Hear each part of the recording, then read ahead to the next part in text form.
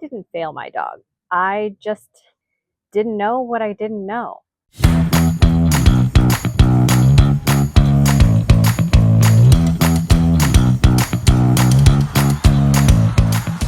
Welcome to Straight Up Dog Talk, the podcast for real dog people who need more than filtered advice. I'm Em, dog trainer, canine nutritionist, enrichment specialist, and the human behind Fitz and Toby. Each week, we talk about what really matters because you and your dog deserve honesty, support, and connection. Whether you're here for help, healing, or just a dose of me too, you're in the right place. If you've ever Googled, why is my dog reactive? Or thought, why is this happening, even though I'm trying so hard? This is the episode for you. Today, I'm breaking down the 3 biggest things I wish I had known before I started reactivity training with Fitz, because it would have saved us so much stress, so much confusion, and a lot of heartache. By the end of this episode, you'll learn why walk-based training can actually stall your progress, the real reason your dog's behavior might get worse before it gets better, and why reactivity isn't just about what your dog sees, it's about what they feel. If you're feeling defeated or unsure what to try next, you're not broken. You're just early in the journey. Let's talk about it. Let me say this first. I did everything people told me to do. Structured walks, long leash decompression, counter conditioning. I had the gear. I had the schedule. I had the plan. And Fitz still struggled. That's when I realized this wasn't about doing it wrong. It was about starting with the wrong foundation. So here are the 3 things I wish someone had told me sooner. Number 1, walks are not always the answer. You hear it everywhere. A tired dog is a good dog. Just walk them more. Use the walk to teach focus and structure. And for a long time, we tried that. And I believed that it would work. Walks made everything worse. I'll never forget this one walk early on. It was quiet outside, barely any foot traffic, and I thought, okay, this will be good for him. Even before we made it to the corner, he was already scanning, pulling, reacting to every little sound and movement. I was stressed out the whole time, so frustrated with him. He wasn't learning, he wasn't decompressing, he was barely holding it together. I came home more stressed and honestly more pissed than when we left, and so did he. So eventually, I decided to stop forcing it. We stayed home. We spent more time in the yard playing fetch. We spent more time learning to decompress on the couch together. And we just spent more time being together than we actually did training. And that's when I started to see the progress. Walks are not the gold standard. They are an activity, not a requirement. And sometimes the kindest thing you can do is stay home. Number 2, progress doesn't always look like what you'd expect it to. This one caught me completely off guard. At the beginning of training, Fitz actually got worse.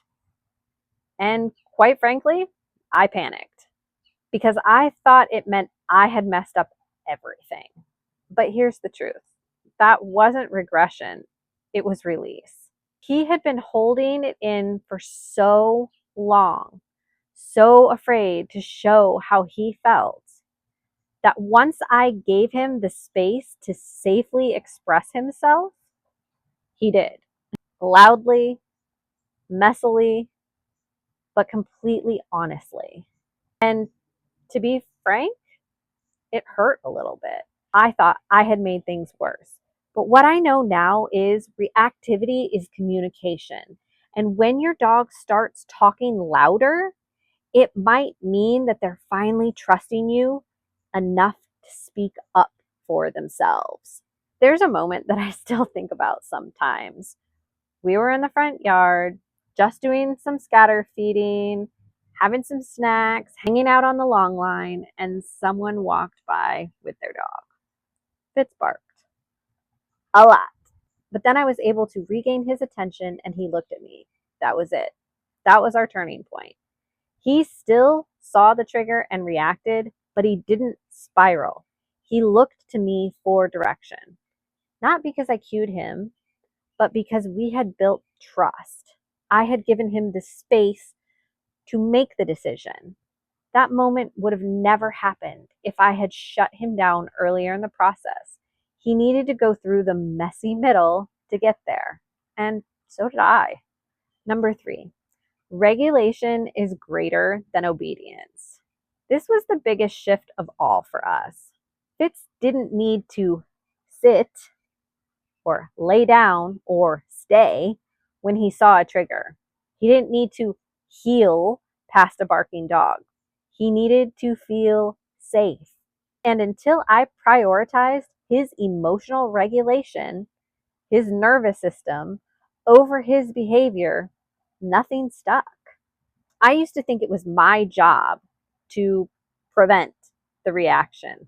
But now I see my job as creating the conditions where a reaction doesn't feel necessary. It's not about controlling the moment, it's about supporting the whole dog.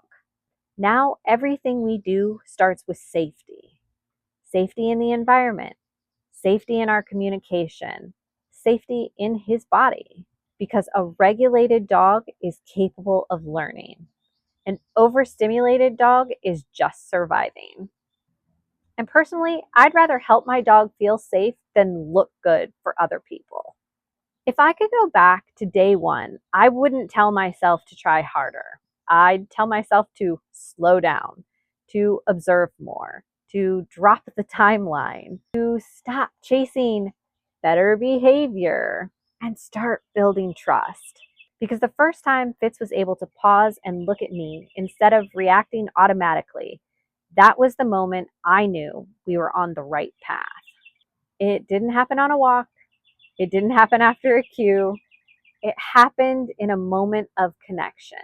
And that is what this journey is all about. If this episode made you feel seen, share it with someone else who's doing their best with a big feeling dog.